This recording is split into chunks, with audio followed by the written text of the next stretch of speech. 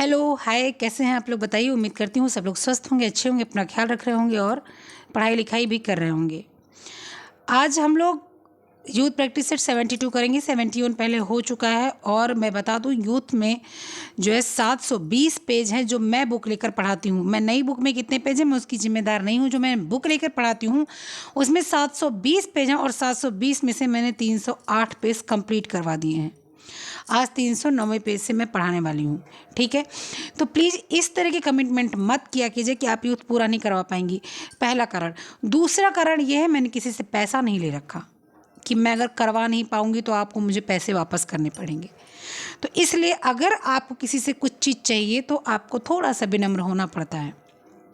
और तीसरी चीज़ जो ये इस तरह से आप लोग का जो है बात है ना कि 9 महीने हो गए आप नहीं करवा पाई, अब क्या करवा पाएंगी, तो आपकी गलत फहमी है। मैं अपने मन से यहाँ सामने आप लोगों के आई हूँ, आप लोगों ने मुझे बुलाया नहीं है। तो मैं अपने मन से आई हूँ और मैं आप लोग का सपोर्ट कर रही हूँ। तो आप लोग प्रेम से मेरे साथ जुड़ोगे तो मैं आपका सपोर्ट करती रहूँगी, और अगर इस तरह से करोगे तो फिर मैं आपका सपोर्ट नहीं कर पाऊँगी। और लास्ट बात ये आज की जो मैं बोल रही हूँ, ध्यान से सुन लीजिएगा कि इस तरह से मत बोला कीजिए करवा पाइए तो करवाइए, नहीं तो बता दीजिए। ठीक है, मैं अपनी इच्छा से यहाँ पर आई हूँ, मैं किसी की इच्छा से नहीं आई हूँ। मेरी मर्जी करेगी करवाऊँगी, मेरी मर्जी नहीं करेगी, कोई भी कारण हो गया, मेरी तबीयत ख़राब होगी, मेरी इच्छा नहीं हुई, मैं अपने परिवार को समय देना चाहती हूँ, मैं अपने बच्चे को समय देना चाहती हूँ, तो मैं अपने बच्चों को, अपने परिवार को, अपने आप को समय दूँगी, तो मैं नहीं करवा पाऊँगी। ठीक है, तो मैंने कमिटमेंट किया है एग्ज़ाम तक यूथ प्रैक्टिस सेट करवा दूंगी तो मैं करवा दूंगी। 9 महीने में मैंने करवाया नहीं करवाया, 5 महीने में मैं करवा पाऊँ ना करवा पाऊँ, ये आपके सोचने का बात है, तो आप सोच सकते हैं। मुझे जो करना है वो मैं करूँगी। ठीक है, तो इसलिए ऐसी चीज़ें मत बोलिए जिससे मुझे कोई फ़र्क या प्रभाव ना पड़े। ना तो मैंने आपसे पैसे मांगे हैं, ना तो आपने मुझे पैसे दिए हैं, ना तो मैंने ऐसा कुछ कहा है कि ज़बरदस्ती है सब लोग आओ वरना मैं गला काट दूंगी, है ना। मैंने ऐसा कुछ नहीं कहा, किसी संविधान में नहीं लिखा कि आप आओ देखो, नहीं तो आप नहीं देखोगे, दिक्कत हो जाएगी। तो जिसको भी ऐसा लगता हो कि मैं आपके साथ जो है लॉयल नहीं हूँ, मैं आपका सब्जेक्ट पूरा नहीं करवा सकती हूँ, मैं ठीक नहीं हूँ, तो प्लीज़ आप सोच समझ सकते हो अपने आप को। ठीक है, चलो फिर आगे बढ़ते हैं, बहुत बातें हो गई। आज यूथ प्रैक्टिस सेट का क्वेश्चन नंबर हम लोग ने 50 नंबर का किया था। 50 नंबर का क्वेश्चन हम लोगों का क्या था, 1 मिनट। 50 नंबर वाला क्वेश्चन हम लोगों का था कि निम्न में से किस प्रकार की लेखा भविष्य योजना होती है। ठीक है, तो दैनिक था, मासिक था, वार्षिक था और साप्ताहिक था। तो हम लोगों ने देखा था कि जो है आपकी जो लेखा भविष्य योजना होती है, भविष्य के लिए जो है आपकी जो है सब उसकी क्या बोलते हैं, वार्षिक जो है होती हैं वो सही होती हैं। नेक्स्ट क्वेश्चन है, जो वस्तुएं वह सेवाएं परिवार के सदस्यों को बिना धन के उपयोग के प्राप्त होती हैं वो क्या कहलाती हैं। वास्तविक आय, अप्रत्यक्ष आय, मौद्रिक आय और मानसिक आय। जो वस्तुएं व सेवाएं परिवार के सदस्यों को बिना धन के उपयोग से प्राप्त होती है वह क्या कहलाती है। धन का उपयोग नहीं होता उस बात की बात हो रही है। ठीक है, तो आपके जो है 2 आय होती हैं, एक प्रत्यक्ष आय होती है, एक अप्रत्यक्ष आय होती है। प्रत्यक्ष आय में वो चीज़ें होती हैं जो हम बिना धन के प्राप्त करते हैं और ऐसे ही प्राप्त कर लेते हैं। जैसे कि आपकी प्रत्यक्ष आय हो गई, आपने सब्जी उगाया और आपको सब्जी प्राप्त हुई। ठीक है, आपने रुपए नहीं दिया, आप मार्केट गए, रुपए दिए और रुपए सब्जी खरीदे, वो आपकी अप्रत्यक्ष आय। ठीक, वास्तविक आय, मौद्रिक आय, मानसिक आय, इसमें आपको बताना है क्या है। तो इसके लिए मैं आपको बता दूं यहाँ पर कोई भी ऑप्शन सही नहीं, क्योंकि वास्तविक के अंतर्गत ही आपका प्रत्यक्ष और अप्रत्यक्ष आता है। तो यहाँ पर जो भी आपका ऑप्शन है यहाँ पर आप करेंगे क्या, प्रत्यक्ष। ठीक है, आप प्रत्यक्ष लगाएंगे। नेक्स्ट क्वेश्चन आपका क्या है, आइए देख लेते हैं। बजट सफल होता है आय बढ़ाकर, व्यय कम कर, आय व व्यय के सही संतुलन से बचत करके। तो आपका बजट जो होता है वो आय व्यय के सही संतुलन से होता है। ऑप्शन नंबर सी आपका सही है। नेक्स्ट क्वेश्चन क्या है, आवश्यकताओं के अंतर्गत आते हैं शिक्षा, मनोरंजन, भोजन, भोजन हवा पानी, भोजन आश्रय, कपड़ा घर, कपड़ा स्कूल। तो आपकी आवश्यकता की बात हो रही, तो क्या होता है, भोजन, कपड़ा, मकान। तो क्या हो गया, भोजन, आश्रय और कपड़ा। ठीक है, नेक्स्ट क्वेश्चन क्या है आपका, देखते हैं। क्वेश्चन जल्दी जल्दी करूंगी, क्योंकि मैं सोच रही हूँ कि कई क्वेश्चन आपके मैं करवाऊंगी, इसलिए। राष्ट्रीय बचत पत्र किसके द्वारा दिया जाता है? बैंक के द्वारा, पोस्ट ऑफिस द्वारा, जीवन बीमा निगम द्वारा, उपयुक्त में से सभी। तो राष्ट्रीय बचत पत्र जो आपको दिया जाता है वो पोस्ट ऑफिस द्वारा दिया जाता है। नेक्स्ट क्वेश्चन आपका क्या है? घरेलू आय व्यय को संतुलित करने के लिए किस उपाय का आवश्यक होना जरूरी है? बचत करना, बजट बनाना, मितव्ययता करना, उधार लेना। तो इसके लिए आपको बजट जब बनाएंगे तभी आप क्या करेंगे? आय व्यय का संतुलन समझ पाएंगे, देख पाएंगे। नेक्स्ट क्वेश्चन क्या है आपका? प्रत्यक्ष आय का साधन नहीं है वेतन, व्यापार, पेंशन, शिक्षा सुविधा। तो प्रत्यक्ष आय का साधन नहीं है, प्रत्यक्ष आय की बात हो रही है। बताइए, वेतन आपका प्रत्यक्ष आय है, व्यापार, पेंशन, शिक्षा, तो ये सारे आपके अप्रत्यक्ष आय, क्योंकि इन सब में आपको क्या करना पड़ता है? रुपए देकर वेतन दे, आपने जो वेतन पाया आपने दिया अपना श्रम, उसके बदले आप रुपया पाए, तो वहाँ पर अप्रत्यक्ष आएगा। जो आपका प्रत्यक्ष आय का साधन है कि अप्रत्यक्ष आय क्या है? शिक्षा सुविधा। क्या है? शिक्षा सुविधा। नेक्स्ट क्वेश्चन क्या है आपका? ये देख लेते हैं।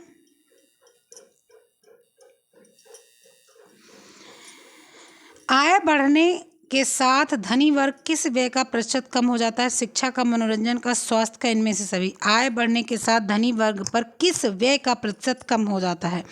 पूछ रहा किसका? शिक्षा का, मनोरंजन का, स्वास्थ्य का, इनमें से सभी।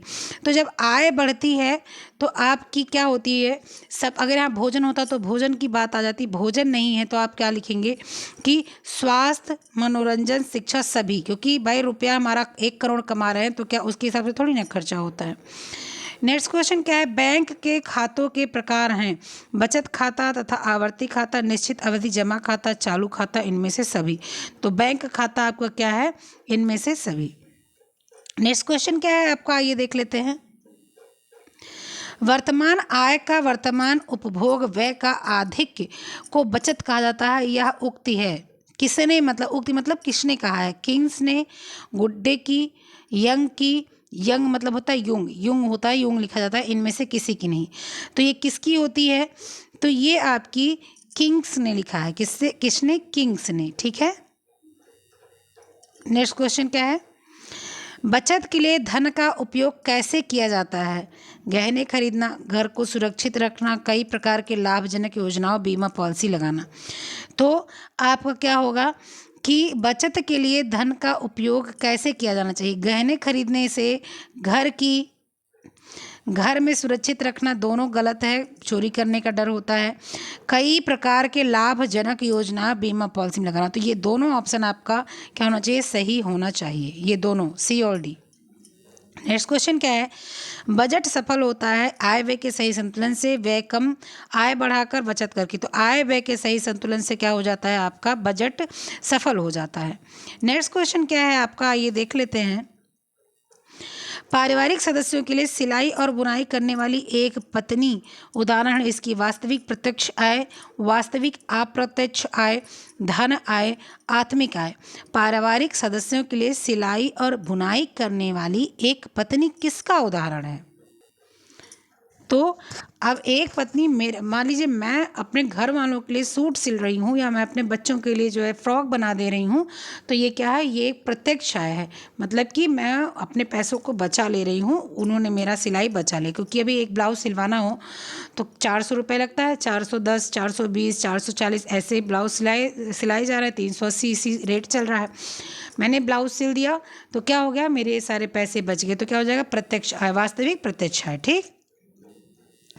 नेक्स्ट क्वेश्चन क्या है? निम्नलिखित में से किस प्रकार का लेखा भविष्य के लिए योजना बनाने में सहायक होता है? दैनिक, साप्ताहिक, मासिक या वार्षिक। निम्नलिखित में से किस प्रकार का लेखा भविष्य के लिए योजना बनाने के लिए सहायक होता है? ठीक है। तो जब आप इस तरह की चीज़ें देखेंगे तो आप क्या लगाएंगे? आप लगाएंगे वार्षिक। क्या लगाएंगे? वार्षिक। ठीक है। आपका यहाँ पर मासिक क्वेश्चन आपका वार्षिक दिया हुआ था, ठीक है, और वार्षिक ही सही है, तो क्या लगाएंगे? वार्षिक। क्वेश्चन सही कर लीजिएगा। नेक्स्ट क्वेश्चन, किस प्रकार के बैंक खाते में धनराशि एक निश्चित अवधि के लिए जमा की जाती है? बचत बैंक, चालू खाता, आवर्ती जमा और सावधि जमा लेखा, किस में ये चीज़ें होती हैं, ये सुविधा कहाँ आपको मिलती है? तो आपका एक अवधि के साथ जो है खाता होता है। जैसे आरडी आपने कर दी, 4 साल की आरडी कर दी, ठीक है, आपने आरडी बोल एनएससी, आपने एनएससी ले ली, आपने जो है 7 साल की एनएससी ले ली, 11 साल की एनएससी ले ली, आपने कुछ पैसे जमा कर दिए बैंक में और आपने जो है उसको अवधि के साथ जमा कर दिए, तो वो आ जाता है सावधि। नेक्स्ट क्वेश्चन क्या है? पारिवारिक बजट को प्रभावित करता है परिवार के सदस्यों का अभिनियंत्रण, दूरदर्शिता, मितव्ययिता, ये सभी। तो पारिवारिक बजट को जो है प्रभावित करता है, जैसे आत्मनियंत्रण, मेरा मन कर रहा है पिज्ज़ा खाने का, लेकिन मुझे पता है कि अगर मैं पिज्ज़ा खाऊंगी तो कम से कम पूरे परिवार को खिलाए तो 500-700 रुपये लग जाएंगे। तो मैंने क्या सोचा कि जो है ठीक है, जो है पिज्ज़ा ना खाकर कुछ अच्छी सी चीज़ घर पे बनाते हैं और खाते हैं। तो क्या हो गया?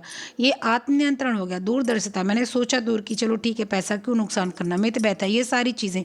तो क्या हो जाएगा? ये सभी इसमें आंसर आएंगे। नेक्स्ट क्वेश्चन आपका क्या है, आइए देख लेते हैं।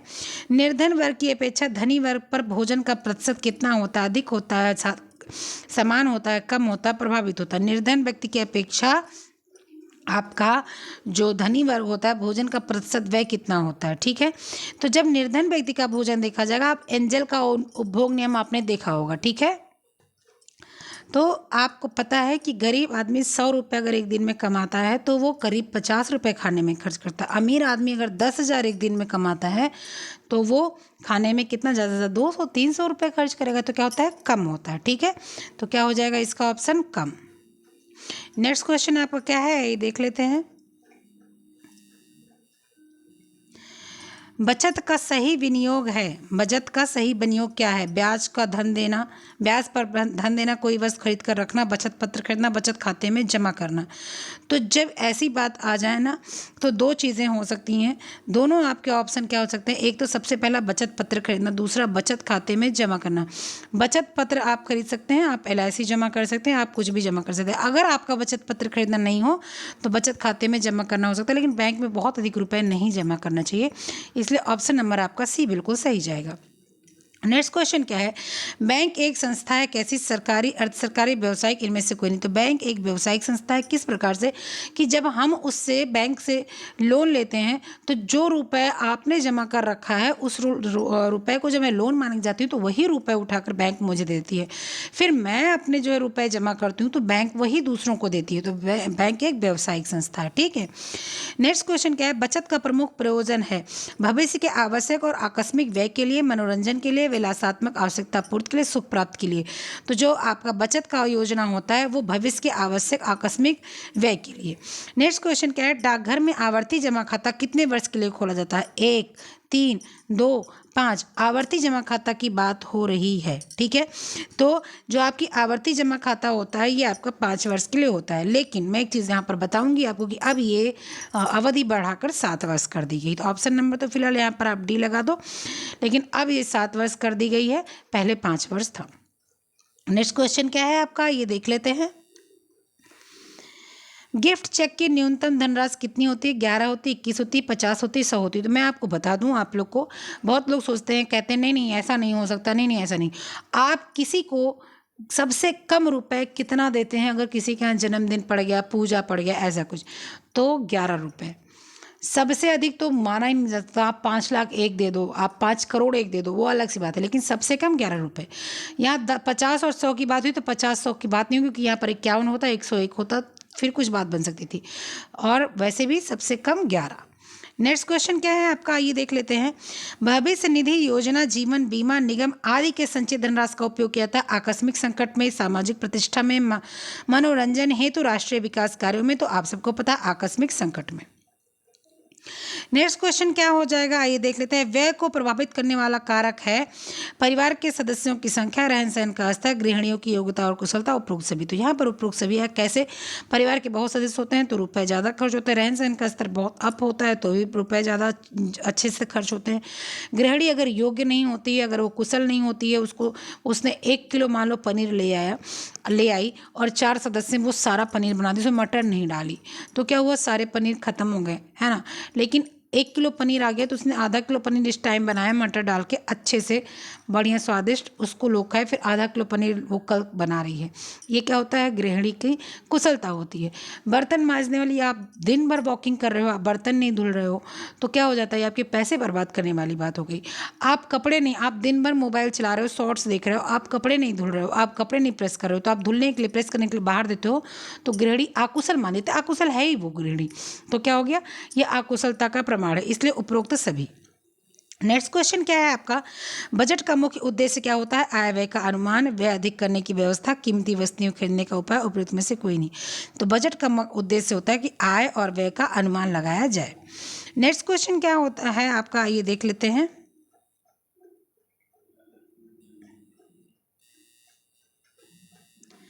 सबसे अच्छा बजट होता है आय का बजट, घाटे का बजट, बचत का बजट, या इनमें से कोई नहीं। तो सबसे अच्छा बजट जो होता है आपका बचत का बजट होता है, ठीक है। नेक्स्ट क्वेश्चन क्या है, आवश्यकता की पूर्ति के पश्चात आय के शेष भाग को क्या कहा जाता है। वैसे अगर देखा जाए तो सबसे अच्छा बजट कौन सा, लचीला बजट होता है, संतुलित बजट होता है, लेकिन बचत का बजट होता है, ठीक है। ऐसे ऐसे क्वेश्चन, कभी कभी बचत का बजट नहीं दिया जाता है, बचत का बजट अगर नहीं दिया गया, संतुलित बजट दिया गया तो आप उसको मानेंगे। अगर बचत और संतुलित दोनों नहीं दिया गया तो आप क्या मानेंगे, लचीला जो बजट हो वो। लेकिन अगर सब कुछ दिया है और उसके बाद बचत का बजट दिया है तो बचत का बजट करेंगे, ठीक है। नेक्स्ट क्वेश्चन, आवश्यकताओं की पूर्ति के पश्चात आय के शेष भाग को क्या कहा जाता है, संचय, बचत, आय, धन, वर्षों। तो आवश्यकता के पश्चात जो चीज़ बचती है उसको हम लोग क्या बोलते हैं, बचत बोलते हैं। संचय जो चीज़ होती है वो इकट्ठा करना होती है।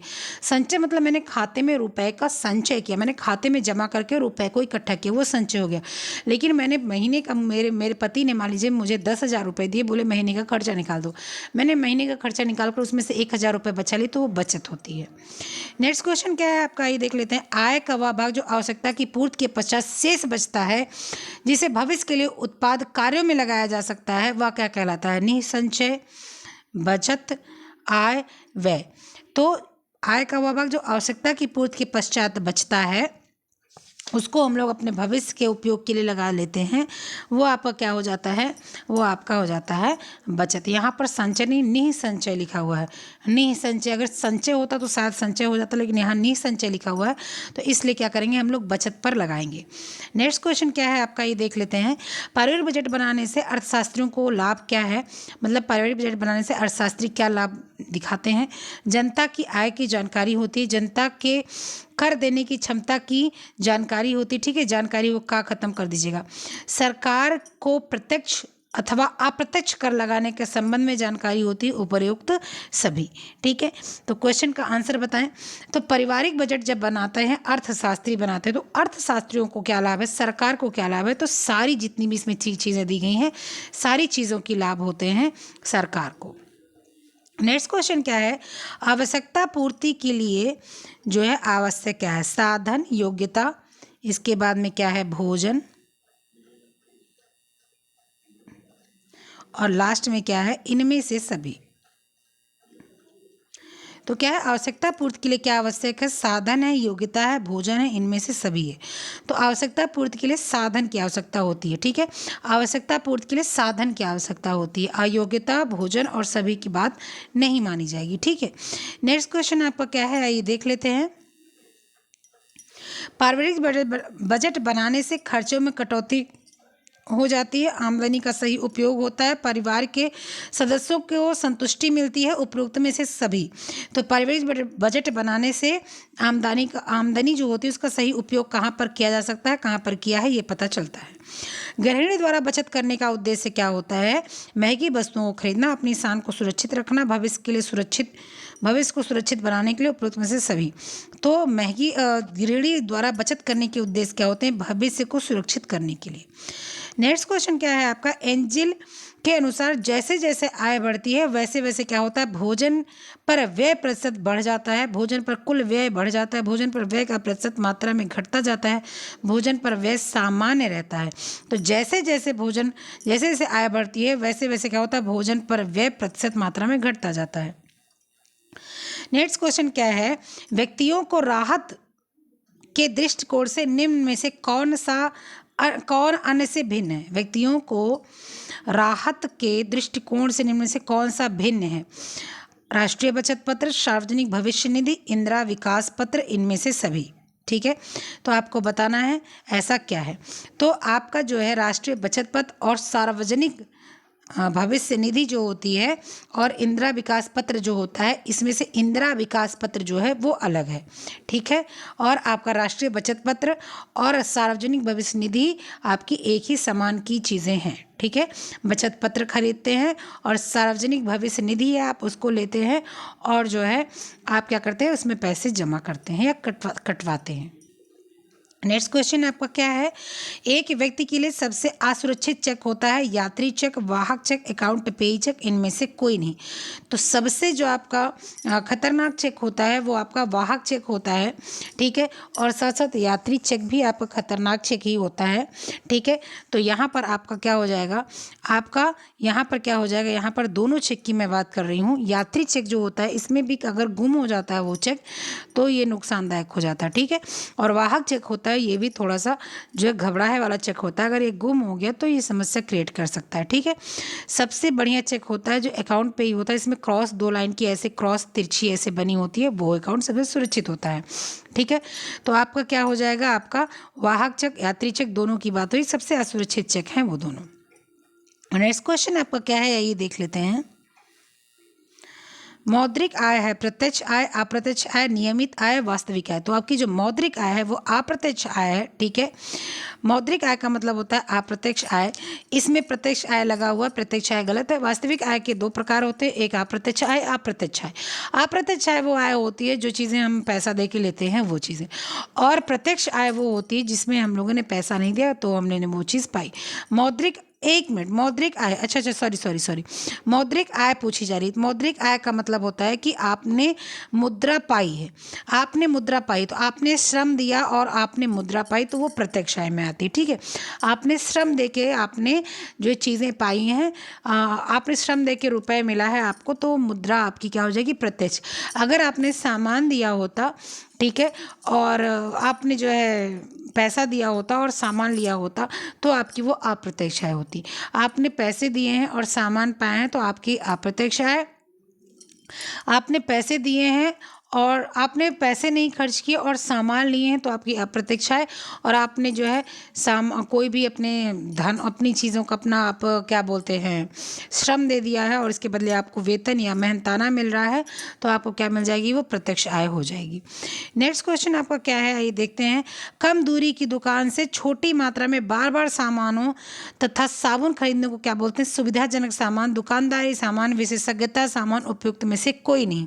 ठीक है, क्या बोल रहा है आपका, कम दूरी की दुकान से छोटी मात्रा में बार बार साबुन या सामान ले रहे हैं तो उसको क्या बोलेंगे, तो उसको बोलेंगे सुविधाजनक सामान। क्यों, क्योंकि जो मुझे आवश्यकता है मैं गई फटाक से लेकर चली, वो सुविधा है मेरी। ठीक है, दुकानदारी क्या होता है, आपने एक बढ़िया बिल बनाया महीने भर का और आपने गई आप मार्केट की, वो दुकानदारी हो गई। बंधन का उपयोग किया जाता है कपड़ों पर मुहाने को सुरक्षित रखने के लिए, हुक और आंखों पर, उपयुक्त में से सभी। तो बंधन का उपयोग कहाँ पर किया जाता है ये आपको बताना है। तो बंधन का उपयोग किया जाता है कपड़ों पर आप बांधते हैं, ठीक है, कपड़ों को बांधते हैं। ठीक है, मुहाने को सुरक्षित रखने के लिए मतलब आपको दरवाज़ा या किसी भी चीज़ का मुंह आपको सुरक्षित रखने के लिए आप क्या करते हो, ढक कर बांधते हैं। हुक और आँखों पर, ठीक है, हुक आप लगाते हैं, उस पर रस्सी बांध देते हैं। और आँखों पर बंधन का तो कोई विशेष मतलब नहीं है, लेकिन फिर भी यहाँ पर हुक है तो उसको मान लेंगे उपयुक्त में से सभी। आंसर आपका क्या हो जाएगा, सभी हो जाएगा।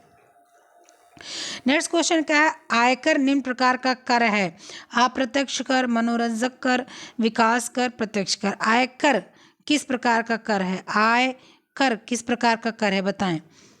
आयकर वही कर हम लोग दे रहे हैं जो चीज़ हम लोग को पता नहीं है, मतलब कि हम लोगों ने जो है जो रुपए लिए हैं और उस पर मैंने मान लो बैंक से रुपए लिए हैं, ठीक है, और उस पर ब्याज लग रहा है, कर मैं दे रही हूँ, टैक्स दे रही हूँ उसको, तो क्या है वो, ठीक है, क्या है वो बताएं। आयकर निम्न प्रकार का क्या है, आपकी आय पर जो कर लग रहा है, आपने क्या उसको देखा है, नहीं देखा ना, तो क्या हो जाएगा, प्रत्यक्ष कर हो जाएगा। ठीक है, नेक्स्ट क्वेश्चन क्या है आपका, गरीबी रेखा की गणना की जाती है प्रति व्यक्ति आय, कुल परिवार आय, कुल भूमि, कुल जायदाद।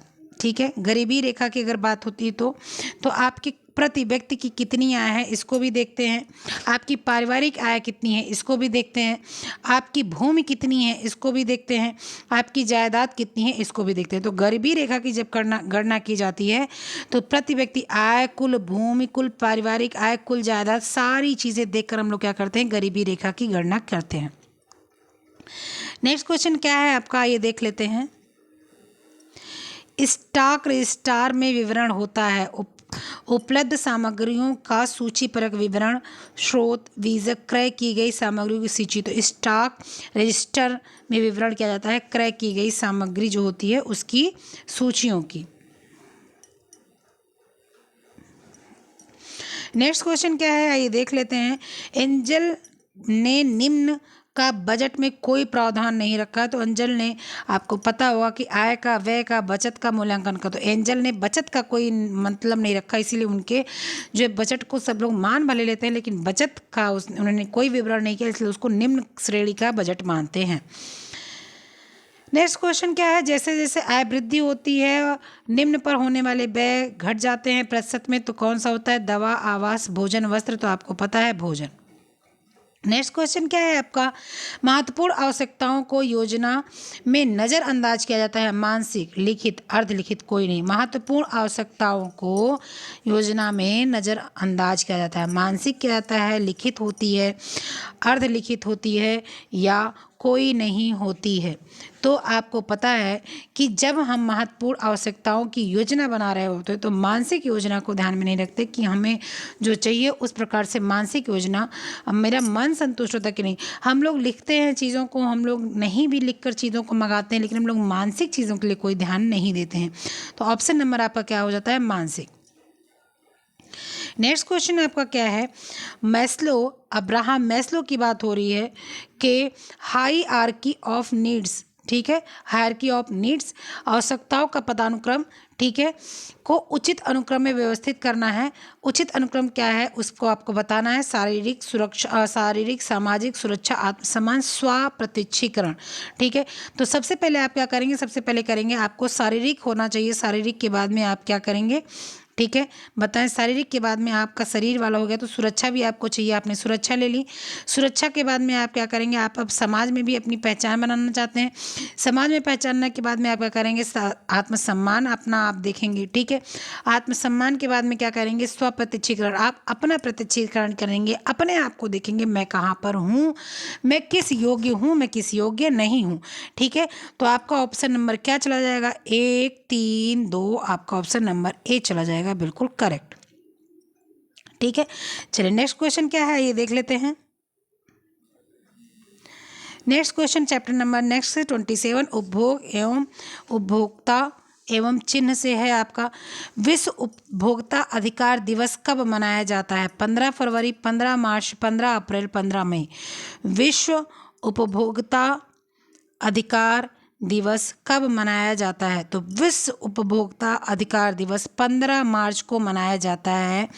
इसको जो है कब इसका समय आया, कब इसको जो है दिया गया कि अब ये मनाया जाएगा, तो 1986 में। नेक्स्ट क्वेश्चन क्या है आपका, सभी प्रकार के वस्तुओं और सेवाओं से सुरक्षित होने का अधिकार क्या कहलाता है, सुरक्षा का अधिकार, स्थानांतरण का अधिकार, चुनने का अधिकार, सुनने का अधिकार। सभी प्रकार की वस्तुओं और सेवाओं से सुरक्षित होने का अधिकार क्या कहलाता है, जरा बताएं इसको। तो आपका कहा जाएगा क्या, सुरक्षा का अधिकार। क्यों, क्योंकि स्थानांतरण मतलब जब आप बदल सकते हैं, अपने घर को आप बदल सकते हैं, आप खुद को बदल सकते हैं किसी और स्थान पर। चुनने का अधिकार, आप कहीं आपके सामने 20 साड़ियाँ रख दी गई तो आपको चुन लेना है, ठीक है। सुनने का अधिकार, आप मेरी बात सुनना चाहें तो सुने, ना सुनना चाहें तो आप यहाँ से चले जाएँ, तो सुनने का अधिकार है, ठीक है। नेक्स्ट क्वेश्चन आपका क्या है, उपभोक्ता संरक्षण अधिनियम किस वर्ष लागू हुआ, ठीक है। उपभोक्ता संरक्षण दिवस 1966, 1976, 1986, 1996। तो उपभोक्ता संरक्षण दिवस 1986 में लागू हुआ। नेक्स्ट क्वेश्चन क्या है, इको मार्क चिन्ह किस पर लगाया जाता है, ऊन पर, पेपर बैग पर, जूस पर, दाल पर। तो आपको पता है जो इको फ्रेंडली होता है उस पर इको मार्क लगाया जाता है, यानी कि पेपर बैग पर इको मार्क लगता है। नेक्स्ट क्वेश्चन आपका क्या है, आइए देख लेते हैं।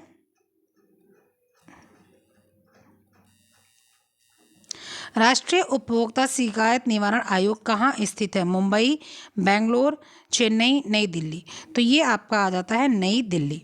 नेक्स्ट क्वेश्चन आपका क्या है? इनमें से किस पर FPO चिन्ह नहीं लगता? घी पर, शरबत पर, टमाटर पर, केचप पर। टमाटर केचप पर, फ्रूट जूस पर। FPO, ठीक है, FPO शरबत पर, टमाटर केचप पर, घी पर और फ्रूट जूस पर। तो आपको पता होगा कि किस पर नहीं लगता।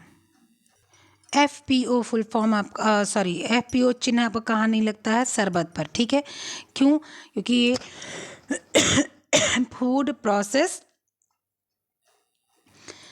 देखिए, जिसमें क्या बोलते हैं, फ्रूट प्रोडक्ट ऑर्डर स्टैंडर्ड, एक ये होता है क्या, फूड प्रोडक्ट क्या बोलते हैं, प्रोसेस। तो अब इसमें मैं बताऊं, टमाटर केचप भी आ जाएगा, फ्रूट जूस भी आ जाएगा। थोड़ा सा कन्फ्यूजन आ जाता है आपका घी और शरबत को लेकर। तो घी तो बिल्कुल नहीं आता, ये तो आप बिल्कुल मान लें। और ऑप्शन इसमें सी दिया हुआ है, तो आपका ऑप्शन ये दोनों आप इसमें लगाएंगे, ठीक है। नेक्स्ट क्वेश्चन आपका क्या है? कौन सी एजेंसी ISI चिन्ह प्रदान करती है? Indian standard institute, international standard institute, bureau of Indian standards, bureau of international standards, ठीक है। तो आप इसको बताएं, तो इसमें क्या हो जाएगा? Indian standards institute, ISI। Next question क्या है आपका? हॉलमार्क सोना कितनी मात्रा शुद्ध होता है? हॉलमार्क का सोना कितनी मात्रा शुद्ध होता है? तो हॉलमार्क सोना जो होता है वो आपका करीब 94 से लेकर 96% के बीच की मात्रा आती है इसकी। इसलिए इसको हम लोग कितना लिखेंगे? इसलिए 95 जो है 0.26 लिखेंगे, ठीक है। नेक्स्ट क्वेश्चन आपका क्या आता है? आइए देख लेते हैं।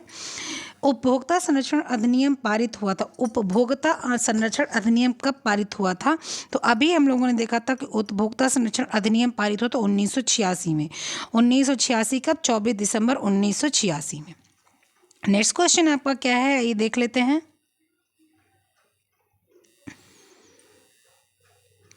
विश्व उपभोक्ता अधिकार दिवस प्रतिवर्ष मनाया जाता है 16 अप्रैल को, 22 नवंबर को, 1 मई को, 15 मार्च को, ठीक है।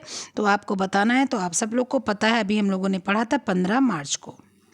नेक्स्ट क्वेश्चन क्या है? आइए देख लेते हैं। निम्नलिखित में से कौन सा कारक खरीदारी उपभोग व्यवहार को प्रभावित करता है? घरेलू इकाई, पारिवारिक संरचना, परिवार चक्र का चरण, पारिवारिक निर्णय प्रक्रिया, उपरोक्त सभी। निम्नलिखित में से कौन सा कारक खरीदारी और उपभोग व्यवहार को प्रभावित करता है की बात हो रही है? तो इसमें आ जाएगा उपरोक्त सभी। नेक्स्ट क्वेश्चन क्या है आपका? उपभोक्ता हित की दृष्टि से सरकार के उत्तरदायित्व हैं मूल्य निर्धारण तथा सस्ती कीमत की दुकानें, आवश्यक वस्तुओं के निर्यात पर प्रबंधन, जमाखोरी को निरुत्साहित करना, उपरोक्त में से सभी, ठीक है। तो उपभोक्ता हित दृष्टि से सरकार के उत्तरदायित्व क्या है? मूल्य निर्धारण तथा सस्ती कीमत आपकी दुकानें हों, आवश्यक वस्तुओं का निर्यात जो है उस पर रोक लगे, या प्रबंध हो कि भाई आयात और निर्यात किस प्रकार जो चीज़ें आवश्यक हैं वो जाएं या देश में रहें, ये सारी चीज़ें।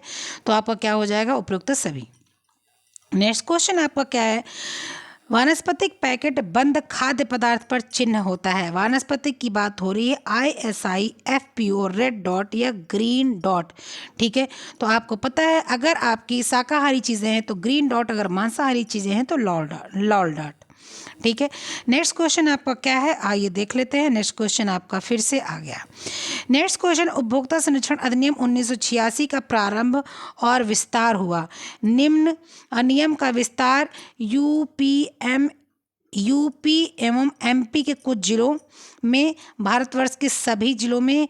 इसका विस्तार जम्मू एवं कश्मीर राज्य के अतिरिक्त संपूर्ण भारत में। नियम एवं विस्तार संपूर्ण भारत में।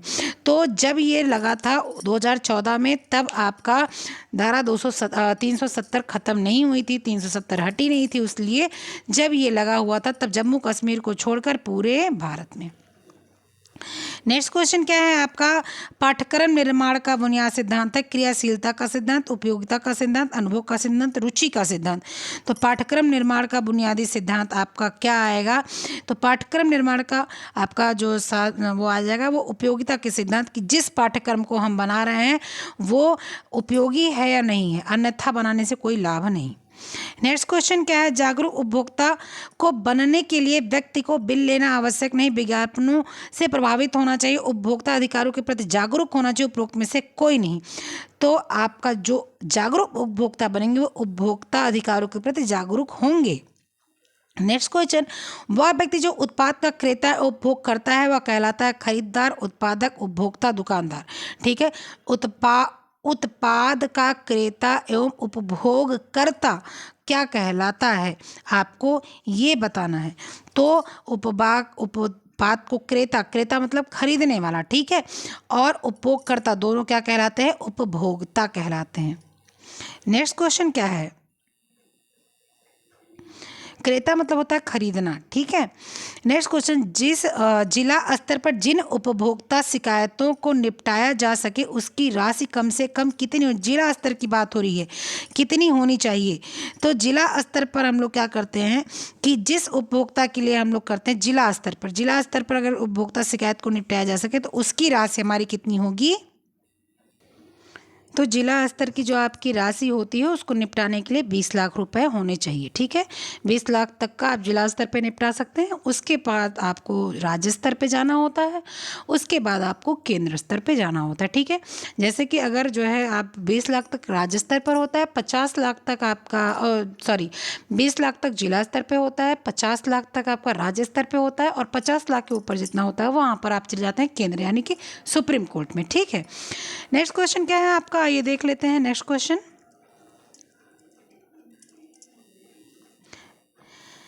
यह चिन्ह क्या बताता है, स्त्री प्रेस ना करें, ब्लीच ना करें, कपड़े धोने की मशीन के टब में ना सुखाएं, कपड़े धोने की मशीन के टब में ना सुखाएं, ठंडे पानी में धोएं, ठीक है। तो आपको बताना है, तो यह आपका चिन्ह जो दर्शाता है, आपको शायद यहाँ पर थोड़ा सा धुंधला दिख रहा होगा, ये चिन्ह है, ये चिन्ह है आपका, और यहाँ पर कट मार्क लगा, यानी कि आप क्या करेंगे, ब्लीच नहीं करेंगे कपड़े पर, ठीक है। क्या करेंगे, ब्लीच कपड़े पर नहीं करेंगे। ये मार्क जो है मैं वो टेलीग्राम पर डाल दूंगी, आप टेलीग्राम पर देख लेना, ठीक है। आप लोग सोच रहे होंगे मैं टेलीग्राम पर क्वेश्चन भी नहीं डालती, बात ये है कि मैं टेलीग्राम पर इसलिए क्वेश्चन नहीं डालती क्योंकि क्वेश्चन आप लोग को बहुत इधर उधर मिल जाता है और आप लोग वहीं पर जाते हो, ठीक है। यहाँ पर जो लोग आते हो वो लोग यहाँ से फिर हट जाते हो।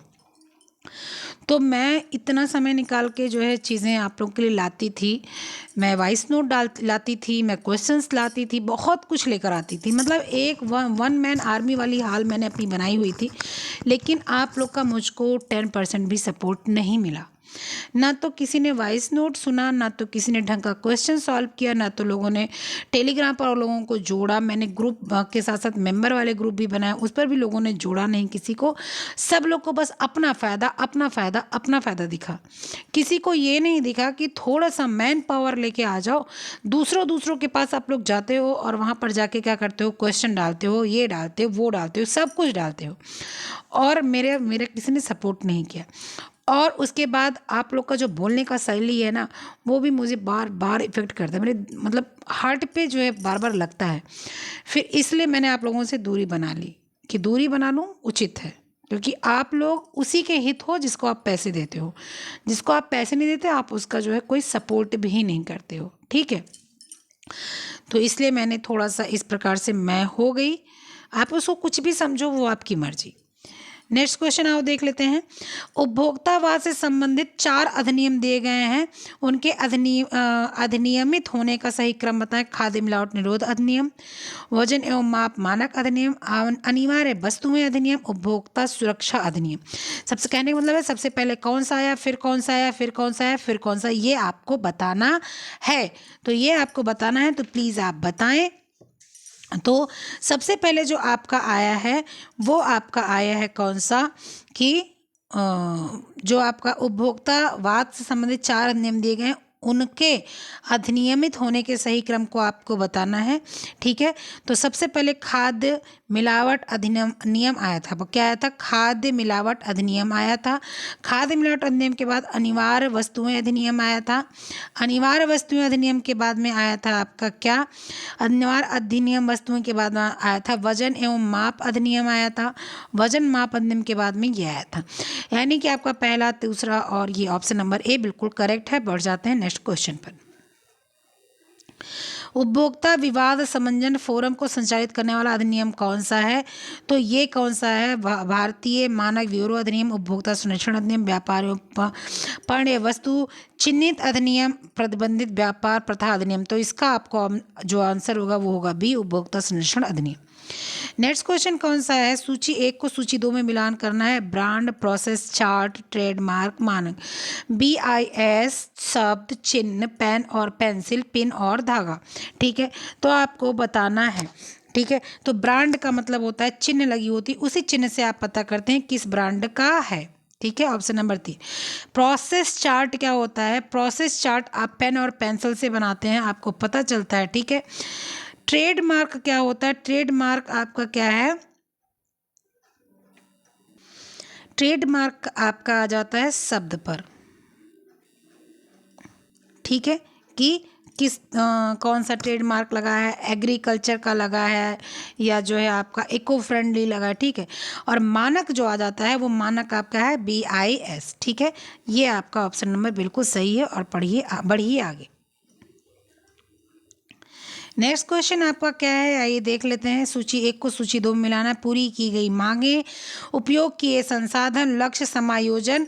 ठीक है, दूसरा है कार्रवाई में बदलाव, कार्रवाई की जरूरत वाली मांगें, बिक्री की माल की जगह बदलना, मूल्य आधारित ऑब्जेक्टिव आउटपुट का क्या है? अव्यय। तो पूरी की गई मांगें क्या होती हैं? आउटपुट का अव्यय। मतलब कि आपकी मांग पूरी हो गई, यानी कि आपकी जो आउटपुट है वो दिखाई पड़ रहा है। ठीक है, तो क्या किया गया? पूरी की गई मांगों क्या हो जाएगा? आउटपुट का अव्यय। उपयोग किए संसाधन, उपयोग किए गए संसाधन क्या होते हैं? बिक्री के माल की एक मिनट थोड़ा सा इसमें ये क्वेश्चन आपका गलत है, इस क्वेश्चन को आगे बढ़िए। नेक्स्ट क्वेश्चन क्या है? वितरण के चैनलों को अनुक्रम में व्यवस्थित करिए। थोकदार, विनिर्माता, उपभोक्ता, फुटकर, विक्रेता। ठीक है, तो सबसे पहले क्या होगा? मैन्युफैक्चर होगा। सबसे पहले क्या होगा? मैन्युफैक्चर। पहले कोई चीज़ें क्या होंगी? बनेंगी। ठीक है, बनने के बाद में क्या होगा कि जो है बनने के बाद में होल सेल होता है। मतलब कि मेरे पास बहुत ढेर सारा क्या हुआ? नमकीन बना, नमकीन का मैंने पैकेट बनाया, तो ये होल सेल में कहीं जाए, किसी ने उसको क्या किया? होल सेल खरीदा, यानी कि थोक में खरीदा। ठीक है, थोक में बाद में क्या हुआ कि अब ये फुटकर विक्रेता लेकर जाएंगे कि भैया 100 पैकेट, 500 पैकेट, ऐसे। तो क्या होंगे? फुटकर विक्रेता लेकर जाएंगे। ठीक है, फुटकर विक्रेता के बाद में क्या होंगे? वहाँ से हम आप खरीदेंगे। ठीक, तो आपका क्या हो जाएगा? ये हो जाएगा सॉरी, दूसरा, पहला, ये option number C. Next question क्या है? पैकेजिंग किस उद्देश्य को पूरा करता है? पड़े माल की सुरक्षा, पड़े मतलब बने हुए माल, तैयार माल। उत्पाद मूल्य की बढ़ोतरी, उत्पादन में मूल्यवर्धन, उत्पाद का विज्ञापन। ठीक है, किसमें आपका ये बनाता है? तो बताना है आपको। तो जो है, जो आपकी पैकेजिंग होती है उसका उद्देश्य होता है क्या? कि वो जो आपके पड़े माल की सुरक्षा हो वो जरूरी है। मतलब कि जो है प्रोटेक्शन होता है, जो आपके सामान होते हैं उसकी प्रोटेक्शन के लिए सबसे पहले बहुत अनिवार्य होता है। ठीक है, उसके बाद में क्या है होता है? उत्पाद माल मूल्य की बढ़ोतरी। अब आपने जो उत्पाद है उसको ढंग की अगर जो है आपने सुरक्षित चीज़ों को रखा तो क्या हो जाता है? उसकी मूल्य की बढ़ोतरी हो जाती है। उसके बाद में क्या होता है कि उत्पाद में मूल्यवर्धन भी आता है। मूल्य की जो है आपकी बढ़ोतरी हो गई, उत्पाद जो होता है वो मूल्यवर्धित भी हो जाता है। मूल्यवर्धित मतलब कि वो मूल्यवान हो जाता है। ठीक है, एक तो ये है कि आपका जो है उत्पाद के मूल्य में बढ़ोतरी होती है, बिल्कुल मूल्यवर्धन भी हो जाता है। तीसरा भी इसमें सही हो जाएगा और चौथा भी सही हो जाएगा। तो ये आपका ऑप्शन सही हो जाएगा, इसमें जो है ऑप्शन आपकी सही नहीं है। नेक्स्ट क्वेश्चन आपका क्या है? आइए देख लेते हैं। नेक्स्ट क्वेश्चन है, क्रय अधिकारी किस अनुक्रम में खरीद कर ऑर्डर देता है? ऑर्डर फॉर्म बनाता है, विक्रेता की पहचान करता है, विशेष विवरण लिखता है, आवश्यकता की पहचान करता है, खरीद के तरीके का चयन करता है। तो क्रय व्यापारी जो होता है सबसे पहले क्या करता है कि आवश्यकता की पहचान जो होती है वो क्या करेगा? ठीक है भाई, आवश्यकता कितनी है करेगा। आवश्यकता की पहचान करने के बाद विशेष विवरण जो होता है उसको वो लिखता है। इसके बाद में क्या हो जाता है आपका, फिर वो क्या बोलता है, ऑर्डर फॉर्म बनाता है। उसके बाद में क्या करता है, ऑर्डर फॉर्म बनाने के बाद जो है खरीद के तरीके का चयन करता है, और उसके बाद में क्या करता है, वो विक्रेता की पहचान करता है कि किस प्रकार की विक्रेता को बिकेगा। तो यही आपका ऑप्शन सही है। नेक्स्ट क्वेश्चन क्या है, तीव्र गति युक्त उपभोक्तावादी वस्तु जिसे उपभोग किया गया तथा तीव्र गति से पुनर्स्थापित किया गया उसके लिए अमेरिका की अभिव्यक्ति चिन्हित करें। Orange goods, brown goods, white goods, red goods. ठीक है, लाल ऑरेंज सामान, ब्राउन सामान, वाइट सामान या रेड सामान क्या होता है। तो तीव्र गति युक्त उपभोक्तावादी वस्तु जिसे उपयोग किया गया तथा इसको जो है गति से पुनर्स्थापित किया गया अमेरिका में, तो वो क्या होता है, वो रेड गुड चिन्हित होता है। रेड गुड्स चिन्हित होता है मतलब कि क्या, मांसाहारी चीज़ें होती हैं, इस पर रेड मार्क लगे होते हैं। इसमें अमेरिका में बहुत तीव्रता से बिक्री होती है और ये क्या होता है, बार बार इसको बनाना पड़ता है। ठीक, नेक्स्ट क्वेश्चन आपका क्या है, आइए देखते हैं। एर्गोनॉमिक्स के फायदे में समाहित है सुरक्षित रोजगार, कार्यक्षमता का उत्पादकता में वृद्धि, दक्ष वित्तीय प्रबंधन या कम से कम चोट लगना। ठीक है, एर्गोनॉमिक्स की बात हो रही है, एर्गोनॉमिक्स की। तो एर्गोनॉमिक्स में क्या होता है, कच्चे माल की वृद्धि होती है। एर्गोनॉमिक्स की क्या बात हो रही है, एर्गोनॉमिक्स में क्या होता है, सुरक्षित रोजगार होता है। एर्गोनॉमिक्स क्या होता है, सबसे पहले सुरक्षित रोजगार। ठीक है, सबसे पहले क्या होगा, सुरक्षित रोजगार। सुरक्षित रोजगार के बाद में क्या हो, कार्यक्षमता तथा उत्पादकता में वृद्धि, और इसके बाद में तीसरा क्या होगा कि कम से कम चोट लगे ताकि काम अच्छे से हो जाए। आपका ABD जो है वही आपका ऑप्शन बिल्कुल सही है। का उद्यमशीलता के विकास से जुड़ी समस्याओं के निम्नलिखित ज्ञान क्षेत्रों की पहचाना जा सके। उद्यमशीलता के विकास से जुड़ी समस्याओं को निम्नलिखित ज्ञान क्षेत्रों में पहचाना जा सके। कच्चे माल का खरीद, उत्पादों का विपणन, उद्गम देश, पूंजी का उपार्जन। ठीक है, तो क्या हो जाएगा कि जो है जो उद्यमशीलता के विकास से जुड़ी समस्या होती हैं, ज्ञान क्षेत्रों की पहचान की जाती है। जो कच्चा माल होता है आपका, तो उसमें कच्चे माल की खरीद होगी सबसे पहले। ठीक है, इसके बाद में कच्चे माल की खरीद के बाद में क्या हो जाएगा, कच्चे माल की खरीद के बाद में आपका जाएगा कि उत्पादों का विपणन। उत्पादों का विपणन के बाद में क्या आ जाएगा आपका जो है पूंजी का उपार्जन। साथ ही साथ उद्यमशीलता के विकास से जुड़ी समस्याओं का जो ज्ञान क्षेत्र की पहचान की जा सकती है, यही सारी चीज़ें होती है। उद्यम देश का, तो उद्यम बात की बात है, पहले ये सारी चीज़ों को पहचाना जाए। नेक्स्ट क्वेश्चन आपका क्या है, आइए देख लेते हैं।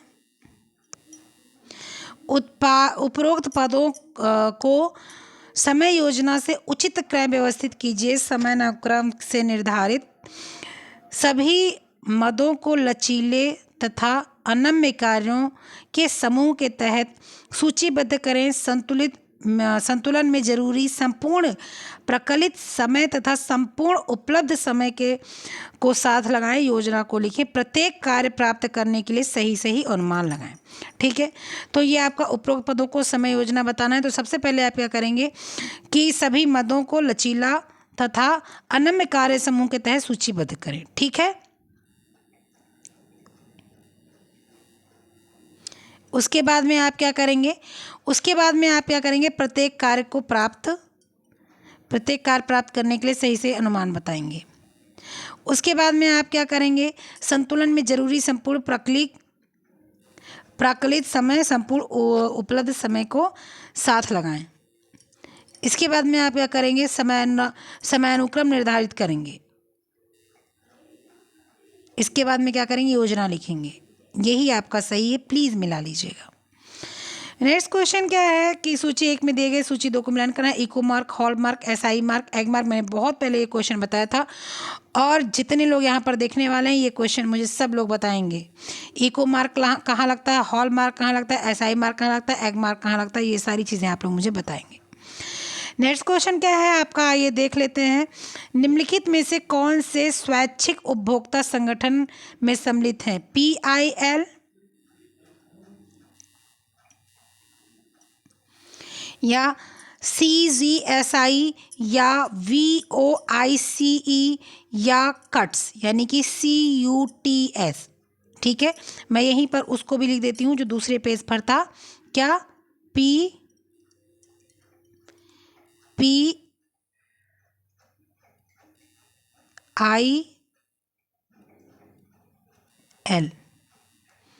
ठीक है, तो बताएं। तो ये आपका जो है, ये आपके जो क्वेश्चन है इसमें आपको बताना है। तो आपका स्वैच्छिक उपभोक्ता संगठन में जो सम्मिलित है वो आपका PIL जो है, आपका जो है वो नहीं संबंधित है। और ये जो तीनों हैं आपके, ये तीनों आपके क्या हैं? संबंधित है। यानी कि आपका दूसरा, तीसरा, चौथा, ऑप्शन नंबर डी बिल्कुल करेक्ट है। नेक्स्ट क्वेश्चन क्या है आपका, किसी उद्यमी के लिए साक्ष्य बाजार का तात्पर्य है, साक्ष्य मतलब सही, किसी उद्यमी के लिए लक्ष्य बाजार का से तात्पर्य क्या है? ग्राहकों का समूह जिन तक व्यवसाय आकस्मिक रूप से पहुंचता है। सभी उपभोक्ता जो व्यवसाय के उत्पाद का क्रय करने का चुनाव करेंगे। डिस्काउंट स्टोरी की श्रृंखला। संभावित ग्राहकों का विशिष्ट समूह जिसकी ओर व्यवसाय का विपणन योजना लक्षित होती है। ठीक है, तो बताना है आपको। तो आपका जो ऑप्शन इसमें सही जाएगा वो क्या सही जाएगा? पहला आपका जाएगा क्या, कि सभी उपभोक्ता जो व्यवसाय के उत्पाद का क्रय करने के लिए चुनाव करते हैं, पहला। दूसरा, कि संभावित ग्राहकों का विशिष्ट समूह जिसकी ओर व्यवसाय का विपणन योजना लक्षित होती है। यही आपका सही जाएगा, दूसरा और चौथा। नेक्स्ट क्वेश्चन क्या है, खाद्य पदार्थों के थोक क्रय में शामिल सोपानों को सही क्रम में व्यवस्थित करना, मात्रा का आकलन, क्रय मात्रा की पहचान करना, मानक निर्धारण, विक्रेता के लिए बाजार अनुसंधान, जरूरत की पहचान, क्रय आदेश देना, विक्रेताओं का चयन और उनके साथ बातचीत आपको बताना है। तो सबसे पहले क्या करेंगे हम लोग, क्या करेंगे? सबसे पहले ज़रूरत की पहचान करेंगे। ज़रूरत की पहचान करने के बाद में क्या करेंगे? मानक निर्धारण करेंगे। मानक निर्धारण करने के बाद में क्या करेंगे? मात्रा का आकलन करेंगे। मात्रा आकलन करने के बाद में हम लोग क्या करेंगे? क्रय की मात्रा की पहचान करेंगे। ठीक है, क्या करेंगे? क्रय की मात्रा की पहचान करेंगे। क्रय की मात्रा की पहचान करने के बाद क्रय आदेश क्या करेंगे? देंगे। क्रय आदेश देने के बाद में क्या करेंगे हम लोग? क्रय आदेश देंगे ना। हाँ, क्रय आदेश देंगे। क्रय आदेश देने के बाद में हम लोग क्या करेंगे? विक्रेताओं के लिए क्या करेंगे? बाजार अनुसंधान पता लगाएंगे। विक्रेताओं के बाजार अनुसंधान के बाद में क्या करेंगे? विक्रेता का चयन और उनके साथ बातचीत करेंगे। ये आपका ऑप्शन नंबर बिल्कुल सही है। और इसको आपको थोड़ा क्या करना पड़ेगा? मिलाना पड़ेगा, और आप इसको मिला लेंगे, उम्मीद है मुझको। ठीक है, चलें। नेक्स्ट क्वेश्चन क्या है? नेक्स्ट और आज का लास्ट क्वेश्चन। ठीक है,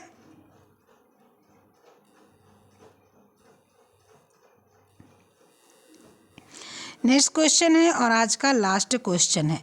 आज मैंने 80 क्वेश्चन कराए हैं और 80 क्वेश्चन कराकर उसमें से एक आपको दिया है। देखते हैं कितने लोग आंसर करते हैं। जितने लोग देखेंगे, अगर उसका 50% लोग आंसर करेंगे तो आप लोग उम्मीद लगाया करिए कि मैं आगे लेकर आऊँ। और सिर्फ अगर आप देखेंगे आंसर नहीं करेंगे तो प्लीज़ आप लोग थोड़ा सा, अगर आप लोग सपोर्ट नहीं करेंगे तो मेरा सपोर्ट आपको कैसे मिल पाएगा, है ना। चलिए, नेक्स्ट क्वेश्चन क्या है आपका, कि सूची 1 में दिए गए परिवर्णी नाम को सूची 2 के मदों से सुमेलित कीजिए। BARS, GMP, CCP, BIP, JIT। विन्यास, प्रतीक चिन्ह, प्रबंधन शैली, वित्तीय प्रबंधन, सुरक्षा उपाय, निष्पादन, मूल्यांकन, उत्पादन तकनीकी। बताना है इन सब चीज़ों को, तो आप लोग इसको सुनिए ध्यान से। BARS निष्पादन मूल्यांकन होता है।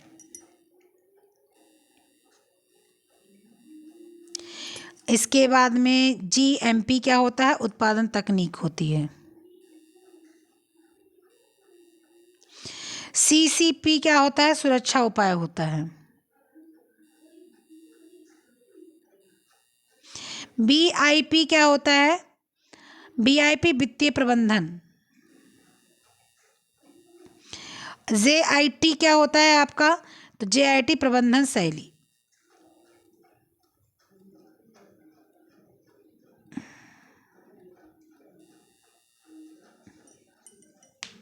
ठीक है,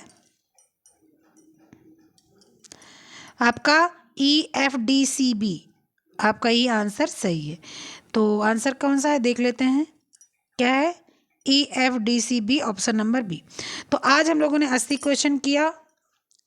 अब एक चीज़ मैं आपको बता दूं, यहाँ पर जितने लोग आ गए हैं सुनने वाले सुन लें, 80 क्वेश्चन आज करूँगी और मान लीजिए 80 क्वेश्चन मैं कल करूँगी तो कितने हो जाएंगे? 160 क्वेश्चन हो जाएंगे। और एक हफ्ते में 160 क्वेश्चन शायद मैं नहीं कराती, है ना? तो थिंक अबाउट दिस। चलिए फिर मिलते हैं नेक्स्ट वीडियो में, तब तक के लिए ख्याल रखिएगा, पढ़ते लिखते रहिएगा, मस्त रहिएगा, खुश रहिएगा, और मिलते हैं नेक्स्ट वीडियो में। तब तक के लिए बाय बाय, जय हिंद।